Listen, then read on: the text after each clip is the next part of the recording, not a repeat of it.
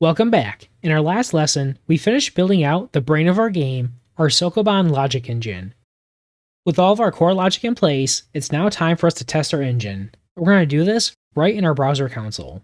So to test our logic, we need to create an instance of our Sokoban game. So we go into our main.js file. At the bottom of our file, let's create a new instance of our game. So do const game is equal to a new Sokoban instance. We want to make sure our class gets imported. And now for our Sokoban game instance, we need to pass in our map data. So for our map data, we're going to make a test map. We're going to do const test map. We're going to set this equal to a 2D array. It's not for our 2D array. We'll just need to reference our tile types so we know which numbers to pass in. Mainly for our walls, we'll want to pass in 2. Our box will be 3. Our goal is 4. And our player is 5. Our floor tiles will then be 1. For our first row, we'll do all walls, so we'll do 6 2s. Now for our next row, we'll have a wall so our player can exit.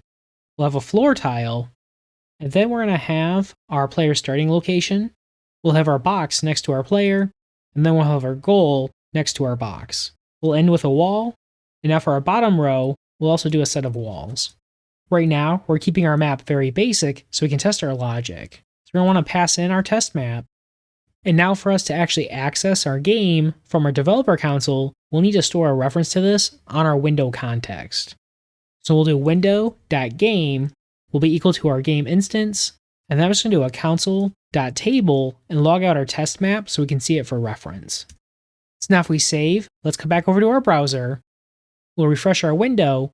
Right away in our developer console, we should see our table with our test map. And now if we type game into the developer console, this should return our instance of our Sokoban game. So if we do game, and let's do get game state, this should return our object with all of our details about our current game.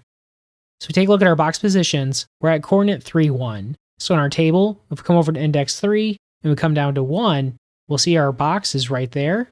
Double check our goal positions, so we're at 4, 1, that matches. And now if we look at our player's position, we're at 2, 1, perfect. And so if we check our width and height, our height is 3 rows, and our width is 6 columns, and we show that we've not won the game yet. So now we should be able to call our methods to play our game. So if we do our game, let's do move player. I'm going to pass an empty string. This should return false. We try to move up. This should return false because there's a wall there. Same thing if we do down. And now if we try to move to the left, our player should be able to move over 1 space. And that returned true. So now if we check our game state, we should see our player's position has been updated. So if we look, we're now at position 1, 1, and if we look at our map, that means our player should be here next to our wall. So now we'll try moving to the left one more time. This should return false because our player is next to our wall. Finally, let's try to move to the right. We'll be back to our original location. We get our game state. We'll be back at 2, 1. Let's move to the right again. We get our game state. We'll see at 3, 1, which means we're now here where our box was. And if we check our box's location, we're now at 4, 1, which is where the goal is. And if we check is 1, is currently set to true. Finally, let's take a look at our map. We'll see we have all of our walls, and then our box and our goal has been updated to be index 6. Nice. So now that we've validated our initial logic's working, let's do a little bit more of a complex map. Alright, so I'm going to go ahead and copy this. I'm going to paste it 2 more times. I'm going to open up our level a little bit. So we're going to do 1, 1. We'll move our player up here, and then we'll do 1. We'll make all these spaces open. And actually, let's put our box right here. And then we'll do 1, 1. We'll keep our goal down here. Well, let's add in 1 more row. We'll paste it, and we'll just make these open. All right, let's save, come back to our browser, let's test our logic. So now we'll see we have a much wider area to work with. So if we start with our player, let's try to move to the right. If we get our game state, we'll see our player's now at 4, 1, so we should be here. Now, let's try to have our player move up. We'll get false. We'll try to move down. We should get true. We check our state. Our player's now at 4, 2. Let's try to move down one more time. Now we should be at 4, 3. And so our player should be on top of our goal. So now let's try navigating over by our box, and we're going to push our box up. So we're going to move to the left twice. We check our state, our player's at 2, 3. So now we'll be right below our box. Let's push our box up. So if we move our player up, now if we check our box location, we should be at 2, 1, which means we pushed our box up. When we check our current map state, we'll see our box is now here, and our player can't win our level.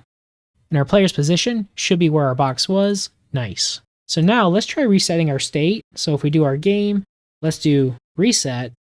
So now if we get our game state, we check our current map, we'll see our box is back at our original location, our goal's here, and now our player should be at 3, 1. We check our player's position. Nice. So taking the time to test our logic now is important because it helps us confirm our logic is rock solid before we worry about the visuals for our game. And so one of the things you might be wondering is, why do we separate our core logic from our rendering? By keeping our logic layers separate, it gives us a very clean architecture. This means we can take our Sokoban rules or our engine and run it in any environment. We could run it with the Phaser game engine, we could do another JavaScript framework like React, or we can even run our code server-side with Node and use our logic for multiplayer or even testing. By splitting up our logic like this, our code is now much more reusable, and we can use it for any type of project that we would like. Alright, so now we've finished testing our code. Let's come back to our main.js file. We're going to remove our test code from our file, and we'll remove our import. Alright, we now have a fully working Sokoban brain. In our next lesson, we're going to connect our logic to our Phaser scene so we can see our character move and push boxes for the first time.